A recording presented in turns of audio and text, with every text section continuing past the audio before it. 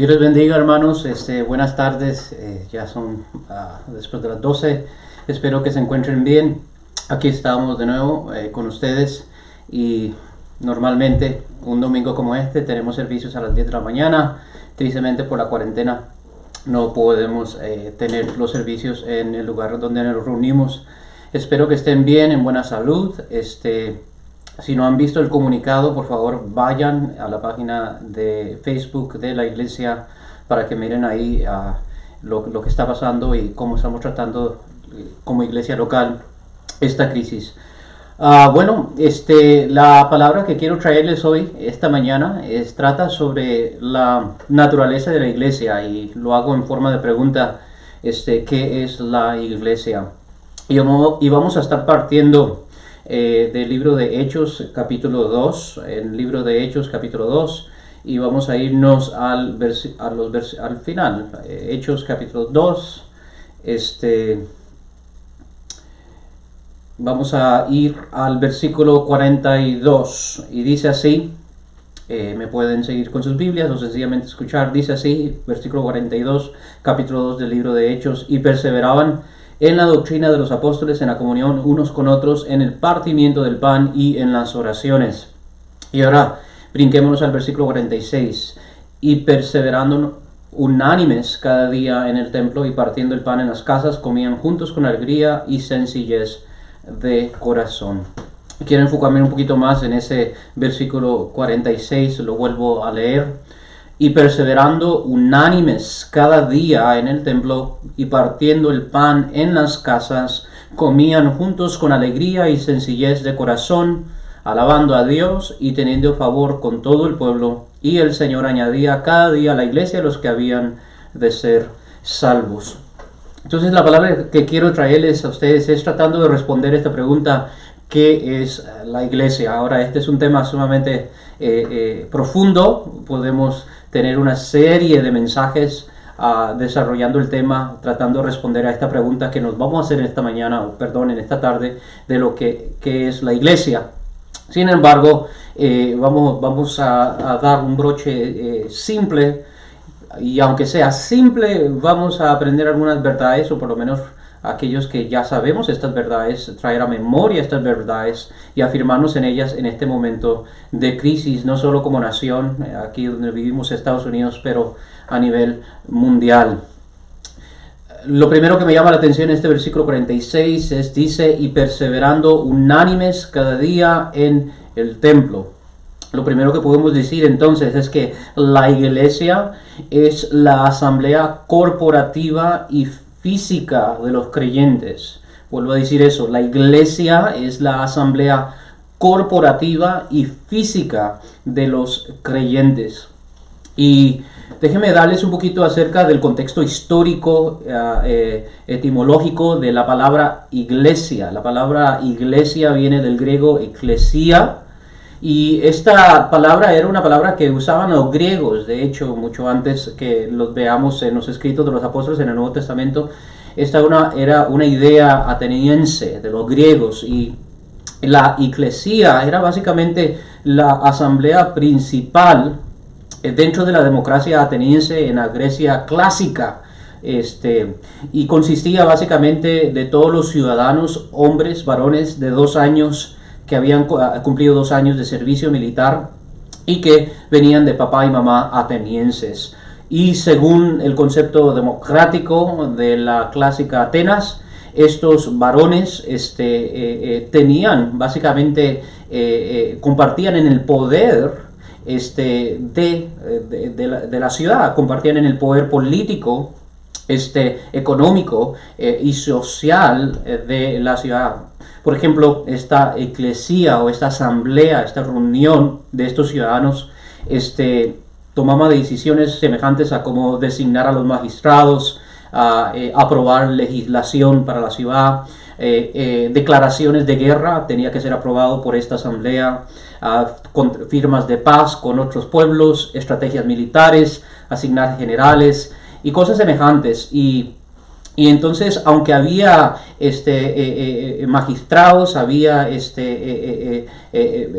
de hecho había hasta personas que se podían considerar reyes, con todo y ello realmente la idea democrática era que la asamblea, que consistía de estos ciudadanos, abierta a todo ciudadano que había cumplido 2 años de servicio militar y venía de papá y mamá atenienses, que todos tenían que compartir en este poder político y todos tenían que tener una voz, por lo menos ese era el concepto. Ahora que se haya cumplido es otra cosa, pero esa era la idea. Y es de este concepto que tenemos, o que recibimos esa palabra que ahora aparece en los escritos de los apóstoles en el Nuevo Testamento, iglesia, eclesía.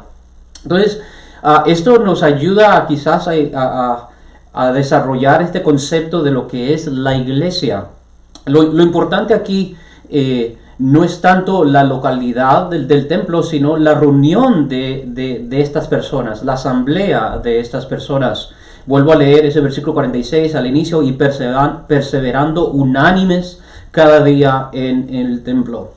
Entonces, es una asamblea corporativa, no es una persona, no es una persona por sí misma, aislada, haciendo lo suyo, buscando lo suyo, sino que es una asamblea de personas especiales, con poderes especiales, con un llamado especial, reunidos para juntos llevar a cabo los fines y el interés de su nación, o de su pueblo, de su gente. Bueno, esto es precisamente lo que tenemos en el reino de los cielos y lo que Cristo establece con sus apóstoles de una manera manifiesta con este concepto de la iglesia. La iglesia es la reunión de los santos que han sido llamados por el Señor para que de ellos se componga este nuevo reino que Dios está estableciendo sobre la tierra, el reino de los cielos. Dice aquí, perseverando cada día en el templo. Entonces había un énfasis en estar juntos, estar unidos, unánimes, compañerismo, había un deseo de estar juntos. Ahora, vuelvo a repetir lo que les dije: lo importante no es tanto la localidad del templo, sino la reunión en sí de estos llamados, de estos santos. Y esto me recuerda cuando Jesús mismo le dice a la mujer samaritana, esto lo encuentras en el capítulo 4 del Evangelio de Juan, cuando le dice: mujer, créeme, la hora viene cuando ni en este monte, ni en Jerusalén adorarán al Padre, más la hora viene y ahora es cuando los verdaderos adoradores adoren al Padre en espíritu y en verdad, ¿verdad? Entonces el Padre está buscando estos tipos de adoradores. Entonces, aunque aquí vemos que se reunían cada día en el templo, sabemos que este templo en el año 70 después de Cristo, Roma destruyó por completo este templo. Hasta el día de hoy solo tenemos los escombros. Entonces, no es en sí, lo importante no es en sí la localidad del templo. Lo que compone la iglesia es la comunión física y corporativa de los llamados. Esto puede ser en un templo, esto puede ser al aire libre, esto puede ser en una casa. La clave es la reunión de los llamados, la asamblea corporativa y física de los creyentes. Y obviamente esto es un cambio drástico del antiguo pacto. En el antiguo pacto, por ejemplo, la presencia de Dios sabemos que solo se manifestaba, o por lo menos moraba en el lugar santísimo, en el templo. Pero Cristo Jesús ahora, él mismo, cuando le preguntaron a Jesús: ¿cuál señal das de que eres enviado por el Señor? Y él declaró: destruiré este templo y lo volveré a levantar, es decir, refiriéndose a su propio cuerpo. Entonces Cristo Jesús ahora es el nuevo templo de los creyentes, es la reunión del tabernáculo, es donde nos congregamos y por el cual los hombres adoran al Padre, y ese es su nombre, que allí está la presencia de Dios para todos los escogidos. Es decir, donde Cristo está, su cuerpo se reúne, y ese es el templo, y puede ser una casa, puede ser al aire libre. Entonces es bien importante esto, ¿verdad? Ahorita nosotros no nos podemos reunir en nuestro templo como regular los viernes y los domingos. No obstante, no por eso significa que no podemos seguir funcionando como iglesia. Ahora, tengamos obviamente mucho cuidado con esto, porque les voy a decir cuál es el peligro que podemos correr, y este peligro solo se aumentará. La posibilidad de este peligro que les voy a exponer solo se aumentará a medida que esta cuarentena dure más. Esperemos en Dios que esto no sea más de 4 semanas, pero no sabemos, puede ser meses. Entonces quiero alertarles de esto. Tengamos mucho cuidado en esta cuarentena forzada por los gobiernos, porque no estamos haciendo esto, yo no estoy haciendo eso con ustedes, y ustedes no están en su casa escuchándome en la prédica por mera conveniencia, o porque esto es lo que decidimos hacer y porque esta es la manera que el Señor nos enseñó a hacer la iglesia, sino sencillamente porque no tenemos otra opción.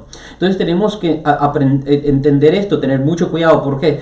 Porque la iglesia, como les dije, aunque no es el templo, ¿qué sí es? Es la reunión de los santos, es la reunión corporativa, que es lo opuesto a esto, individual. No es la reunión individual, sino que es la reunión corporativa y física de los santos, de los escogidos del Señor. Entonces, no asumamos por ningún momento, por más que dure esta cuarentena, que quedándonos en casa, escuchando una prédica, unas alabanzas en YouTube, estamos cumpliendo con el mandato de congregarnos. Sencillamente no lo es, como lo vemos aquí en este versículo 46, dice, estaban unánimes juntos, ¿verdad?, en el templo cada día. Hemos tomado estas medidas sencillamente, como les digo, porque no tenemos otra opción. Entonces, ¿por qué entonces es necesario la congregación corporativa y física de los creyentes en un lugar asignado? Esta es una pregunta que he recibido estos últimos días de algunas personas. Algunos me han dicho, pero pastor, vivimos en un tiempo muy diferente a los de los apóstoles. Los apóstoles no tenían, por ejemplo, las redes sociales, no tenían la tecnología moderna, no podían transmitir sus prédicas por la internet, no tenían YouTube. Entonces, obviamente ellos estaban forzados a tener que reunirse en un lugar, pero nosotros no. Y algunos me dicen eso casi como dando a entender que reunirnos físicamente y corporativamente casi como que es opcional, casi como que ya no es necesario. Entonces la pregunta que nace es ¿por qué es necesario la congregación corporativa y física de los creyentes en un lugar asignado, ya sea un templo, ya sea una casa, ya sea donde sea? Pero ¿por qué es necesario este tipo de asamblea? Bueno, lo vemos en el versículo 42 que leímos al inicio. Dice, y perseveraban en la doctrina de los apóstoles, en la comunión unos con otros, en la comunión unos con otros, en el partimiento del pan y en las oraciones. Rápidamente lo puedo resumir de tres maneras en este versículo. ¿Por qué es necesario la congregación o la reunión corporativa y física de los creyentes? Porque número uno, así cumplimos la doctrina apostólica. Es decir, este es el modelo de Cristo. Este es el modelo que Cristo y sus apóstoles, los 12 que Él escogió, este es el modelo apostólico. Entonces, aquí de nuevo viene el principio sola escritura, ¿verdad? ¿Qué significa solo las escrituras? ¿Cuál es nuestro modelo para fe y doctrina y práctica como cristianos? Las escrituras. ¿Y cuál es el modelo que vemos en las escrituras? Que los cristianos en todos los tiempos, desde el inicio, comenzando con los apóstoles, se han reunido corporativamente y físicamente. Y eso no va a cambiar en este siglo, eso no va a cambiar en esta cuarentena. Después de que salgamos de esta cuarentena, no significa que, bueno, voy a seguir en este modelo nuevo. Esta es la iglesia virtual, estamos en un tiempo nuevo. Y no. Nuestro modelo, nuestras formas de vivir la vida y de pensar cómo agradamos a Dios y cómo vivimos nuestras vidas se encuentran en la doctrina apostólica. Y dice una vez más, versículo 42, y perseveran en la doctrina de los apóstoles. Entonces eso es número uno. Número dos, porque deseamos la comunión los unos con los otros. Y esto es lo que a mí personalmente en este momento más me duele. Obviamente me duele la pérdida de vida que hemos visto, especialmente en países como Italia, y nuestro corazón está con ellos y oramos por ellos. También España ha sido afectado gravemente. China, obviamente, donde se originó este nuevo virus, también han muerto bastante. Y en otros muchos países, tengo entendido, en Irán también es otro país bastante afectado. Nuestro propio país donde residimos, Estados Unidos, obviamente la cifra de muertes cada día aumenta. Es lamentable esta pérdida de vida, es lamentable todo lo que está produciendo esta epidemia, no solo la pérdida de vida, pero también la pérdida de empleo de muchas personas que se van a ver forzadas por semanas, quizás meses, a tener que realmente ver cómo sobrevivir. El paro económico a nivel nacional, a nivel mundial, todas estas cosas es sumamente trágico, pero les diré yo, como pastor y como cristiano, una de las primeras cosas que realmente me dolió en mi corazón y era esta. no vamos a poder reunirnos como los santos. Y cuando digo eso de los santos, tengan entendido bien qué es lo que me refiero. Estoy hablándome a los escogidos del Señor, a los que el Señor ha llamado del mundo. Eso es una gran tristeza para mí, el poder no hoy, el viernes, el martes, los estudios bíblicos, estar con ustedes, las caras que veo normalmente. Cuando se sientan, cuando nos saludamos, ver los niños corriendo en el templo, saludarnos al inicio, al final. Eso es lo que yo extrañaré, y lo vemos aquí, versículo 42 de este capítulo 2 del libro de Hechos, dice: en la comunión unos con otros. Cuando nacemos de nuevo en el Señor, también queremos estar con los que han nacido de nuevo en el Señor. Esta es la comunión los unos con otros. Y la tercera razón por la cual es importante la congregación física y corporativa, porque solo así podemos demostrar nuestro amor y caridad, ¿verdad? Y lo vemos ahí, dice, en el partimiento del pan y en las oraciones. Entonces, por eso es necesario que la iglesia siga predicando este mismo mensaje a pesar de esta cuarentena, y en el futuro tengamos en mente que fácilmente podemos encontrarnos en una nueva epidemia, y quizás mucho más grave. Y no solo epidemias, pero también otros tipos de peligros, desastres naturales, guerras, etc. Y tenemos que entender como iglesia que no podemos asumir que la iglesia ahora es virtual. No podemos asumir que este es el nuevo modelo que Cristo está dando para la iglesia. Debemos de estar deseando ardientemente, y conforme más tiempo pase debemos de dolernos aún más y desear aún más ansiosamente volver a congregarnos, volver a estar juntos y juntos unidos, alabar al Señor, glorificar al Señor y crecer en el conocimiento del Señor. Entonces esto es bien importante. Además de esto, y aquí les traigo otra dimensión que trata de contestar esa pregunta, pero entonces, ¿por qué es necesaria la congregación corporativa y física de los creyentes si fácilmente puedo ver una prédica en la internet, unas alabanzas, y cumplo así, entre comillas, con congregarme? Bueno, le voy a leer una cita de Ignacio de Antioquía. Ignacio de Antioquía nació alrededor del año 35 después de Cristo. Es un mártir. Se cree, según la tradición, que es un discípulo directo del apóstol Juan, el mismo apóstol que escribe sus epístolas y el libro de Apocalipsis. Es uno de los primeros cristianos influyentes. Y tenemos una carta que sobrevive, bueno, tenemos varias, pero una de sus cartas que sobrevive de él es la carta que este obispo en Antioquía, acuérdese que Antioquía es el primer lugar donde por primera vez se le llama a los que siguen a Jesús como cristianos, ¿verdad? Él es obispo en esta ciudad, y él tenemos una carta de él que sobrevive, que le manda a la iglesia en Esmirna, la misma iglesia en Esmirna que en Apocalipsis se habla. Y dice así, y rápidamente solo les cito esto, dice: donde quiera que esté el obispo, allí estará también la multitud del pueblo, así como donde sea que esté Jesucristo, allí está la iglesia universal. No es lícito sin el obispo bautizar o celebrar una fiesta de amor ágape, pero cualquier cosa que él apruebe, eso también es agradable a Dios, para que todo lo que se haga sea seguro y válido. Entonces, esto es bien importante porque esto nos revela un poquito acerca del carácter, el patrón y la conducta de los primeros cristianos.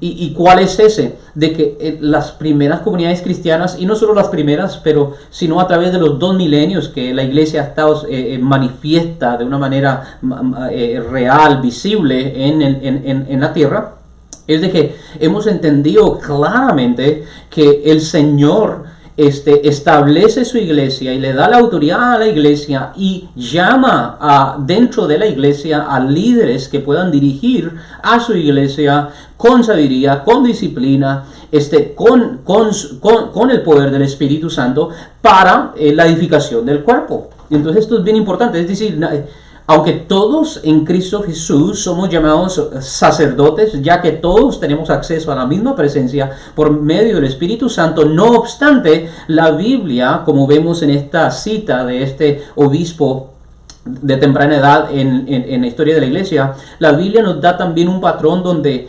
todavía se conserva parte de ese patrón antiguo testamentario, donde tenemos sacerdotes asignados, donde tenemos líderes de la iglesia, y esos líderes de la iglesia pastorean la iglesia como tipo de administradores de la iglesia.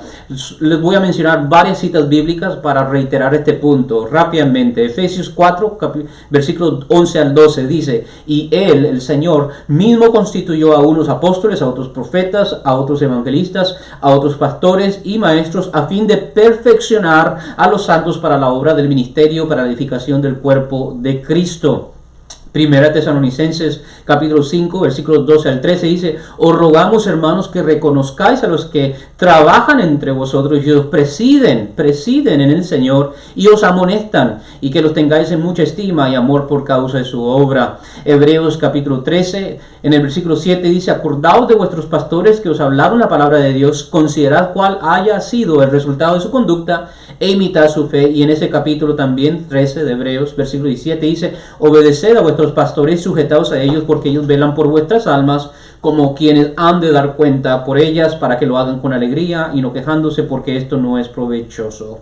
Entonces vemos aquí que hay un modelo cristocéntrico, apostólico, y eso es de que el Señor, como les digo, es ciertamente todos los cristianos tenemos la misma unción. Juan habla esto en su primera epístola, capítulo 2. Todos tenemos la unción, todos tenemos el mismo acceso a la presencia de Dios por medio de Cristo Jesús, y todos en una medida espiritual hemos sido hechos reyes y sacerdotes. No obstante, en esta vida natural el Señor ha dado dones y gracias a personas para que estas personas usen esos dones y esas gracias para edificar el cuerpo de Cristo, que son los que presiden sobre la grey del Señor. Entonces, por eso es bien importante. La iglesia no solo es un lugar donde vinimos a cantar unas alabanzas, escuchar una predica y después irnos. No, la iglesia es un lugar donde somos perfeccionados, entrenados, equipados. La iglesia es un lugar donde venimos a ser moldeados a la estatura de Cristo. La iglesia además es un lugar donde cumplimos con las ordenanzas que Cristo mismo ha establecido. Acuérdense cuál es la comisión: vayan y prediquen el evangelio, bautizándolos en el nombre del Padre, del Hijo y del Espíritu Santo, además de la comunión, ¿verdad? Haced esto en memoria de mí. Y todas esas ordenanzas, todos esos mandamientos que el Señor nos da, se llevan a cabo dentro de la comunión física y corporativa de los escogidos. Entonces esto es bien importante que nosotros entendamos.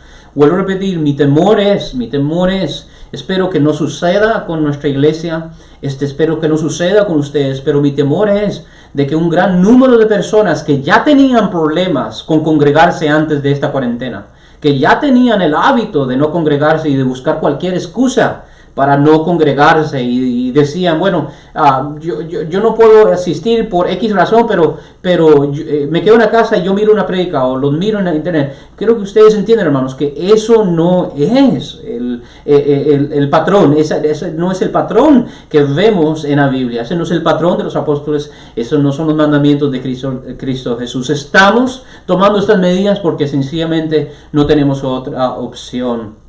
Aparte del riesgo de salud que presenta el reunirnos en grandes números, también el gobierno ha prohibido el hacerlo. Entonces, no hay otra razón, pero no es una razón bíblica, y mucho menos una razón para que después, en 40 días, en un mes, 2 meses, lo que sea, el término que al final esta cuarentena dura, para que después digamos, bueno, me gusta más esta forma, porque no es una forma, no es el modelo. Entonces, vuelvo a repetir, la iglesia es la asamblea corporativa y física de los creyentes. Volvamos al versículo 46 del libro de Hechos capítulo 2, y sigue diciendo: y partiendo el pan en las casas, comían juntos con alegría y sencillez de corazón, alabando a Dios y teniendo favor con todo el pueblo.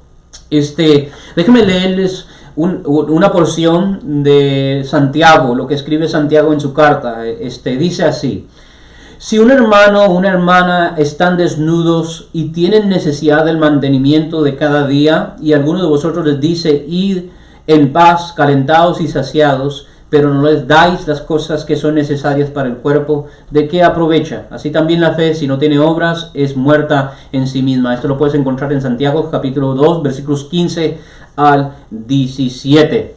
Déjenme explicarles esto. Esto es bien importante. Y aquí hay un gran principio, un gran misterio que el Señor nos da a través de las Escrituras y a través de su Espíritu, que tristemente gran parte de la iglesia moderna actual ha olvidado. Escuchen bien. El Señor primeramente nos ha llamado a esta asamblea, que es la iglesia, es la iglesia, ¿verdad? Nos ha llamado de todos los lugares, de todos los pueblos, de todas las tribus. El Señor, por medio de su Espíritu Santo, acuérdense lo que hemos estado estudiando el martes, el llamado efectivo, a través de su llamado efectivo, a través de su Espíritu, nos ha atraído a Él, nos ha llamado y nos ha dicho: yo quiero que ustedes sean parte de esta gran asamblea espiritual, yo quiero que ustedes sean parte de este pueblo escogido por Dios. Y entonces el Señor primeramente nos ha llamado, ¿para qué? Para adorarle a Él. Para conocerle a Él, para crecer en el conocimiento de Él, y así complacernos en obedecerle y amarle.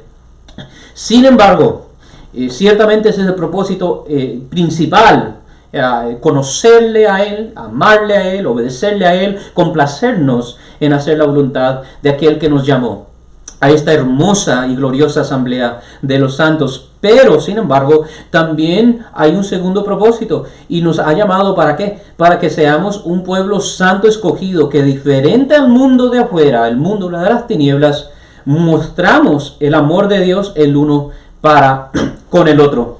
Y esto es lo que vemos en esta segunda parte del versículo 46. Dice: y partiendo el pan en las casas comían juntos con alegría y sencillez de corazón. De hecho, si nos vamos atrás al versículo 44 y 45, mire lo que dice ese mismo libro, capítulo 2 de Hechos. Todos los que habían creído estaban juntos y tenían en común todas las cosas, y vendían sus propiedades y sus bienes y los repartían a todos según la necesidad de cada uno. Esto es increíble, esto es bien, bien increíble. Más adelante en el capítulo 4 vemos también que el amor, la caridad, el voluntarismo, la ayuda mutua, movida no por compulsión.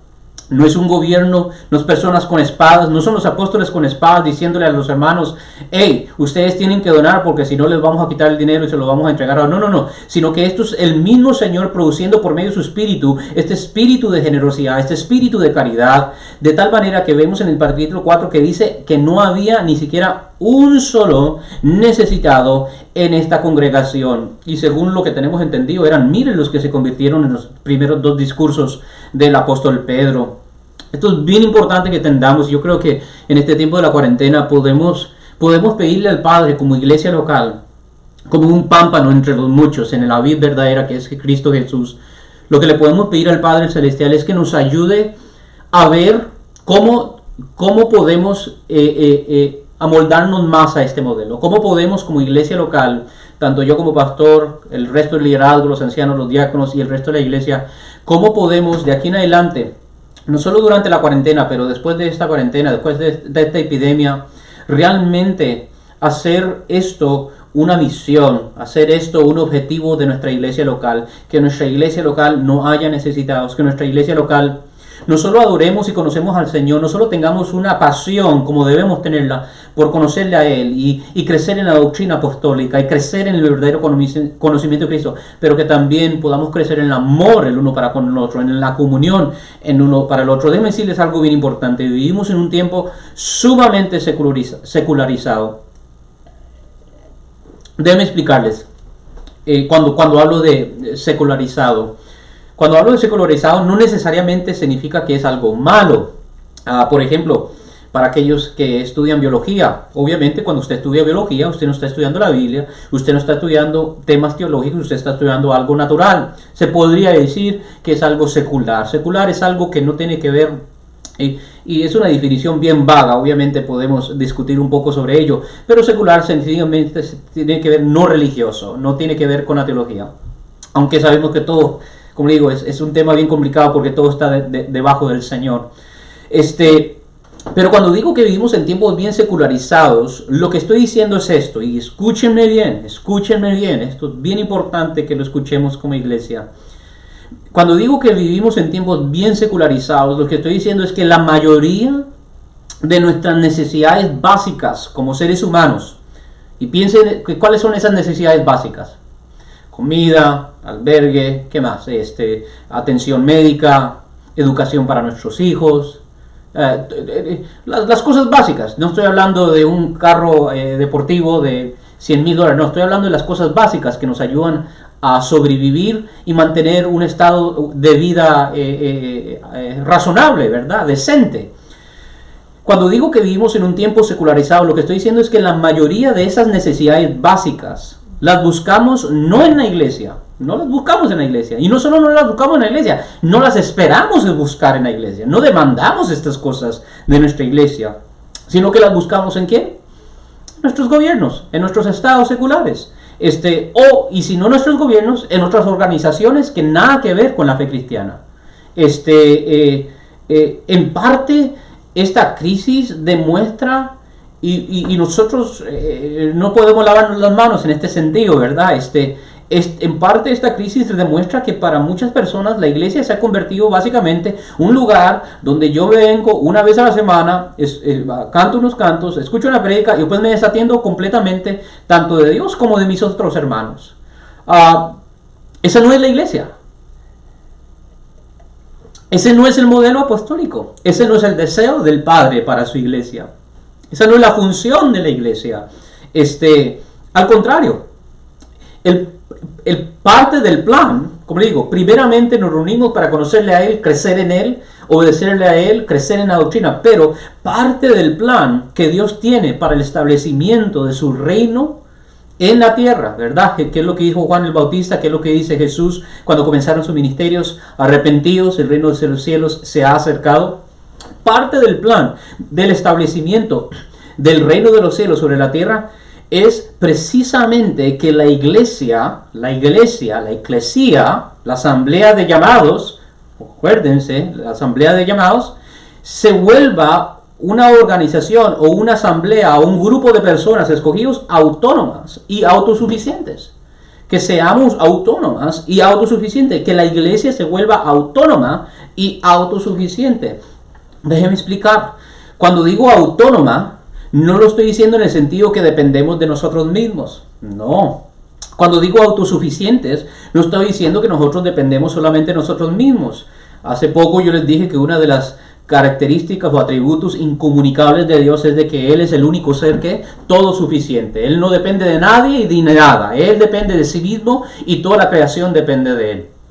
Pero cuando estoy hablando de que parte del plan de Dios para la iglesia es que la iglesia se vuelva autónoma y autosuficiente, es que lo que significa es simple, es que a medida que Dios, por medio de su Espíritu, nos llama a esta asamblea, eclesia, nos llama a esta asamblea, ¿verdad? A medida y nos congrega y nos reúne juntos corporativamente y físicamente, y nosotros, como llamados y escogidos en el Señor, crecemos en el conocimiento del Señor y ponemos en obra sus estatutos y sus mandamientos. La idea es que también esta asamblea escogida menos y menos dependa de quién, de los de afuera.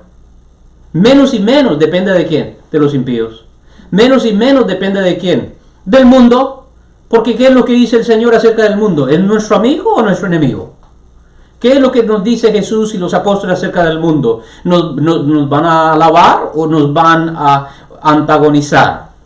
Entonces tenemos que entender bien esto, que parte de la estrategia, ¿verdad? O de la táctica celestial para establecer el reino de los cielos sobre la tierra, no es solo que los escogidos que son llamados a ser parte de esta asamblea llamada la iglesia crezcan en el conocimiento de Cristo. Parte también del plan es que este organismo vivo, que este cuerpo de Cristo, que esta asamblea santa, esta asamblea especial y escogida, pueblo, nación de Dios, linaje escogido, linaje real, que esta asamblea menos y menos dependa de los de afuera y se vuelva autónoma y autosuficiente, como lo vemos precisamente en estas páginas de nuestra Biblia. Aquí en Hechos capítulo 2, capítulo 4 vemos una autonomía económica, ¿verdad?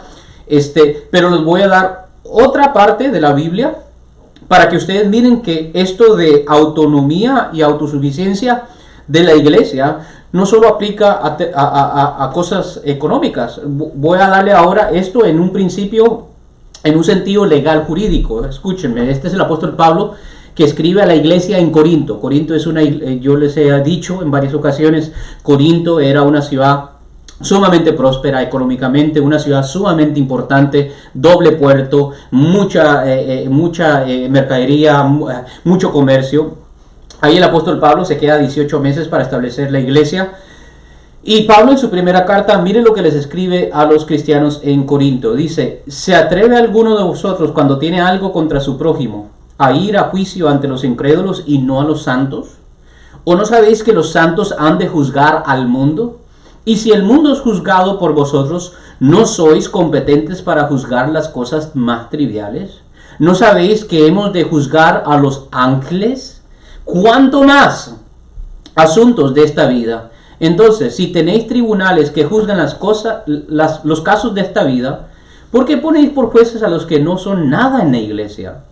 Para vergüenza vuestra lo digo. ¿Acaso no hay entre vosotros algún hombre sabio que pueda juzgar entre sus hermanos, sino que hermano contra hermano litiga, y esto ante incrédulos? Déjenme explicar lo que acaba de decir el apóstol Pablo. Lo que acaba de decir el apóstol Pablo es que ¿cómo es que ustedes, siendo la iglesia del Señor, yo sé que esto es bien radical en el mundo que hoy nosotros vivimos, pero lo que Pablo está diciendo, o el principio que Pablo nos está enseñando aquí, por medio del Espíritu, es esto. ¿Cómo es que ustedes, siendo el pueblo santo y escogido, que el Señor ha llamado de entre todos los pueblos y las tribus, cuando tienen problemas civiles, pleitos entre hermanos, contratos no cumplidos, cualquier tipo de discordia que pueda haber, y que no solo hay dentro de los hermanos de la iglesia, sino entre los hombres? ¿Cómo es posible que ustedes, siendo el pueblo santo que sois, cuando tienen esos tipos de problemas, en vez de acudir a sus propios líderes y como iglesia, como una iglesia separada, como un pueblo separado, lidiar con esto y solucionar el problema, qué es lo que hacen?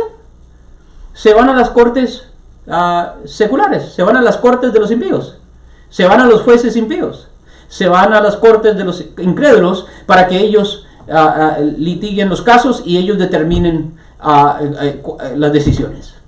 ¿Y Pablo qué dice? Vergüenza esto os debería dar. Pregunta: ¿cuál es el estado de muchas iglesias? Y vuelvo a repetir, no lavemos la mano en este sentido figurativo, ¿verdad? ¿Cuál es el estado de muchas iglesias? Solo pongámonos a pensar ¿quiénes educan a nuestros hijos? ¿Verdad? ¿Quiénes litigan nuestros casos, nuestros pleitos? ¿Quiénes proveen nuestras necesidades básicas? La lista es larga. Todas estas cosas que el Señor nos ha capacitado por medio de su Espíritu y por medio de la sabiduría que nos da a nosotros para proveer y para de alguna manera poco a poco desarrollar dentro de nosotros mismos, qué es lo que han hecho, qué es lo que hemos hecho. Muchos de nosotros los hemos rendido a César. Le hemos dicho al mundo: ustedes encárguense de esto, y nosotros lo único que vamos a hacer es que nos vamos a reunir 1 o 2 veces a la semana para escuchar una prédica, a muchas veces ni siquiera doctrinal, motivacional, cantar unas alabanzas, muchas veces ni siquiera bíblicas, un montón de canciones románticas, y nos vemos el próximo fin de semana. Ese no es el deseo del Padre, eso no es el deseo del Hijo. Esa no era la estrategia original. La estrategia original es que vamos a establecer el reino de los cielos sobre el reino de los hombres. Vamos a establecer la iglesia sobre las naciones. ¿Qué nos dice el Señor? Vayan y hagan discípulos ¿de qué? De las naciones. Es decir, nuestra mentalidad debe ser una mentalidad ¿de qué? De dominio. No de escapismo, sino de dominio. Que donde quiera que la iglesia se meta, la iglesia comienza a dominar. Y cuando digo dominar, no estoy hablando como dominan los gobernantes de las naciones. No, ellos dominan con la espada. Ellos dominan con la violencia. Ellos dominan con la guerra. Ellos dominan con el robo. No. En el reino de los cielos, que el mayor sea vuestro siervo. En el reino de los cielos, que con amor, con paz, voluntariamente, con generosidad. Y entonces aquí vemos el plan del Señor. Entonces aquí, a resumidas cuentas, podemos ver por qué la iglesia es tan importante, por qué la iglesia es tan esencial. La iglesia es esencial. Ahora en estos tiempos de cuarentena, y ya se está escuchando, algunos yo creo que lo dicen sin darse cuenta el gran daño que están haciendo. No, reunirse no es esencial, dicen algunos. No, reunirse en templos ya no es esencial. Tener la comunión no es esencial. Bautizar no es esencial. Todas esas cosas no son esenciales. ¿Qué es lo que estamos diciendo indirectamente? ¿Qué es lo que estamos diciendo indirectamente? Bueno, sencillo, que el plan que Dios tiene para su iglesia y para el mundo entero no es esencial. Y eso es mentira, eso es mentira. Tenemos que afirmarnos aún más ahora sobre las Escrituras. Ahora que ustedes tienen más tiempo, quizás alguno de ustedes va a pasar todo el día en la casa y que antes trabajaba. Abran sus Biblias, lean las Escrituras. De hecho, ¿sabes qué? Les recomiendo esto: lean el libro entero de Hechos. Conozcan los inicios de su iglesia, conozcan los inicios. Pastor, ¿cuál es la historia de nuestra iglesia? Lea la carta de Hechos. Porque nuestra iglesia no comenzó hace 20 o 10 años atrás. Nuestra iglesia no comenzó hace 500 años atrás en la Reforma. Nuestra iglesia no comenzó hace 1300, 1400 años en Roma. No, nuestra iglesia comenzó aquí con Cristo y sus apóstoles. Lean la carta de Hechos, leanla en voz alta junto con sus hijos. Escuchen y vean los modelos que Cristo nos ha dejado por medio de las Escrituras. Y por último, para terminar, el versículo 46 del libro de Hechos dice: y el Señor añadía cada día a la iglesia los que habían de ser salvos. Esta es mi única consolación al final del día. El día, en medio de estas crisis, en medio de ver con qué trivialidad muchas veces los mismos escogidos del Señor tocamos y tratamos las cosas del Señor, al final esta es mi única consolación. ¿Y cuál es mi única consolación? Que el Señor conoce a los suyos. Que el Señor conoce a los suyos. Y el Señor sabe quiénes son los de Él. Y si son de Él, el Señor mismo buscará los medios, decretará y ordenará los medios, tanto comunicativos como de hombres, todos los medios necesarios para atraer a estos escogidos a Él mismo y a esta asamblea de los escogidos. Para ponérselo más claro, le voy a leer aquí mismo en el libro de Hechos, lo pone de una manera más clara para que ustedes miren qué tan base, qué tan esencial es la elección divina. El libro de Hechos, ahí mismo, capítulo 13, versículo 48 dice: los gentiles, oyendo esto, se regocijaban y glorificaban la palabra del Señor, y creyeron todos los que estaban ordenados para vida eterna. Voy a repetir eso: y creyeron todos los que estaban ordenados para vida eterna. ¿Quiénes creyeron? Los que estaban ordenados para vida eterna. Termino con esto. ¿Qué es la iglesia? ¿Qué es la eclesía? Sencillo. Los llamados efectivamente por medio del Espíritu Santo a ser parte de este pueblo llamado el reino de los cielos. No cualquiera en el tiempo de Atenas clásica, no cualquiera era parte de esta eclesía. Como les dije, solo varones que habían cumplido 2 años de servicio militar, que venían de papá y mamá atenienses, que tenían buena reputación. No cualquiera podía ser parte de esta asamblea. Bueno, déjame decirle una cosa, es igual con el Señor. No cualquiera puede ser parte de la iglesia del Señor. La puerta está abierta para todos, pero pocos son los escogidos. Muchos son los llamados, pero pocos los escogidos. ¿Y qué significa eso para nosotros? Significa que usted y yo deberíamos estar tan infinitamente agradecidos, humillados delante de la presencia de Dios, casi como gritándole al Señor, diciéndole: pero ¿por qué a mí? ¿Por qué me llamaste a mí? ¿Por qué me escogiste a mí? No soy digno de ser parte de esta asamblea. No soy digno de ser parte de esta iglesia. No soy digno de ser parte de esta congregación. Sin embargo, por amor, por misericordia, por pura gracia, el Señor nos ha llamado a ser parte de este pueblo escogido, de este pueblo santo, de este pueblo militante, de este pueblo que domina, de este pueblo que juzgará, como vemos en Corintios, no solo las cosas de esta vida, sino que juzgará a los mismos ángeles. Como el apóstol Pedro nos dice: vosotros sois pueblo escogido de Dios, ¿verdad? ¿Llamados a qué? A anunciar las virtudes de aquel que os llamó de las tinieblas a su luz. Termino con el libro de Hebreos, capítulo 10, versículo 23 al 25. Les leo firmemente: que estas palabras hagan eco en sus mentes y en sus corazones, y que en este tiempo de cuarentena, como les digo, yo no sé cuánto va a durar más, Le pedimos al Señor que no sean 2, 3 semanas más. Le pedimos al Señor que ya para mediados del próximo mes estemos de nuevo reunidos en nuestro templo. Pero ¿qué si no? ¿Qué si pasan 3 meses, 6 meses y todavía estamos en esta situación? Bueno, les voy a dejar estas palabras, medítenla, piénsenla. Dice así, Hebreos capítulo 10, versículo 23 al 25. Mantengamos firmes, sin fluctuar, la profesión de nuestra esperanza, porque fiel es el que prometió.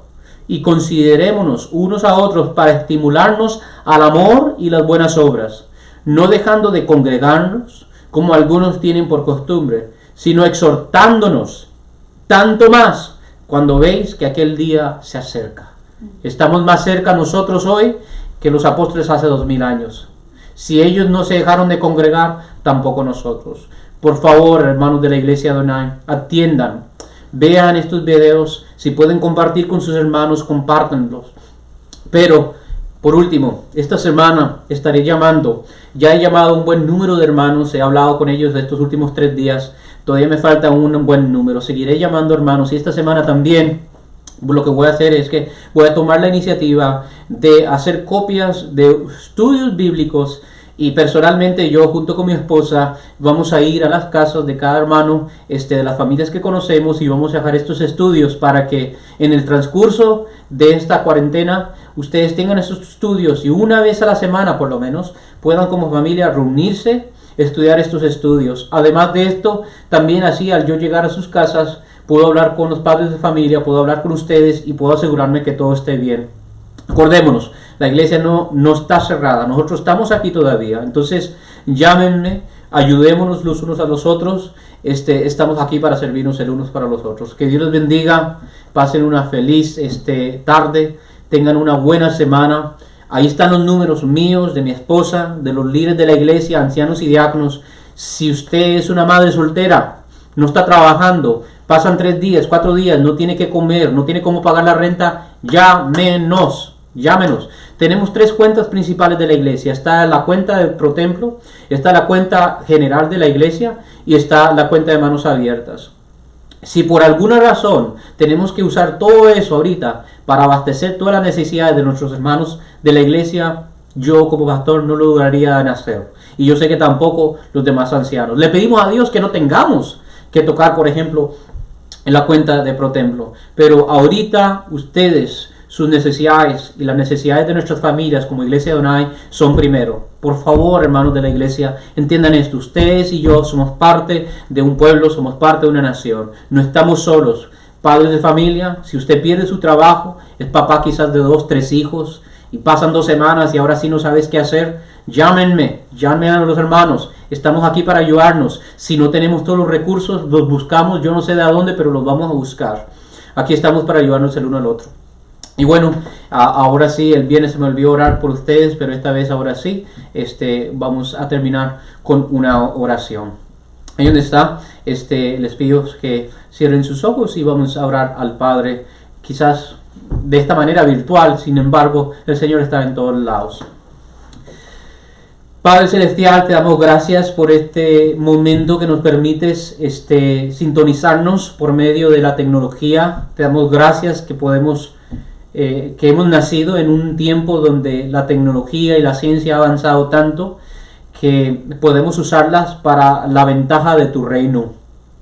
Sin embargo, Padre, tampoco no queremos depender de ellas ni hacer de la ciencia y la tecnología a falsos dioses y falsas confianzas. Ayúdanos a tener esa fe simple de los primeros cristianos. Ayúdanos a tener esa fe simple y sencilla de corazón de esos primeros cristianos que, por ejemplo, en Roma se reunían en las catacumbas, oh Señor, debajo de la ciudad. Te pido, oh Señor, que pongan en nosotros un deseo de, número 1, buscarte a ti. Padre, por favor, aquellos hermanos de la iglesia, oh Señor, mía, que pastoreo, es tuya, pero que me has dado a mí, oh Señor, la oportunidad de pastorear. Te pido, oh Señor, que si alguno de mis hermanos estos últimos días se la ha pasado pegado al televisor, viendo los noticieros, viendo todas las noticias, yo te pido, Señor, por favor, quítalo, despégalo del televisor, despégalo de los noticieros, oh Señor, y pégalos a tus palabras, pégalo a las escrituras, guíalos a buenos predicadores, oh Señor, en la internet para que puedan ser instruidos y construidos en la fe. Ayúdanos, oh Señor, en este tiempo de crisis mundial a perseverar y ser hallados fieles. Tu palabra dice, y el que perseverare hasta el final, ese será salvo. Ayúdanos por medio de tu Santo Espíritu y por medio de tu palabra y por medio de la instrucción y la comunión de los santos, que poder perseverar. Ayúdanos, oh Señor, a perseverar. A los padres de familia, yo te pido que fortalezcas a cada madre, a cada padre, oh Señor, para que ellos, oh Señor, en este tiempo de prueba tengan fe. Para que en este tiempo de prueba, oh Señor, se fortalezcan en ánimo y en esperanza y puedan, oh Dios, ser instructores, tutores, mentores, oh Señor, sacerdotes de sus hijos y de sus hogares. Te doy gracias, oh Señor, por esta amada iglesia que me has permitido pastorear, esta amada iglesia que yo sé que, aunque no estamos, oh Señor, físicamente juntos, yo sé que están allí. Y yo sé que si el día de mañana alguno de nosotros, cualquiera que sea, oh Señor, está en necesidad, yo sé que todos ellos, oh Dios, correría a abastecer esa necesidad. Yo los bendigo en tu santo nombre, te pido que los guardes en tu palabra, en tu verdad, tu palabra es verdad, y que tu Espíritu, oh Señor, en este momento nos guarde de toda pestilencia, guarda nuestra salud, guarda nuestros cuerpos, pero más, guarda nuestra alma y guarda nuestros espíritus. Todo esto te lo pedimos en el nombre de Cristo Jesús. Amén. Que Dios los bendiga, pasen una feliz semana. Como les dije, aquí estamos. Dios los bendiga. All right.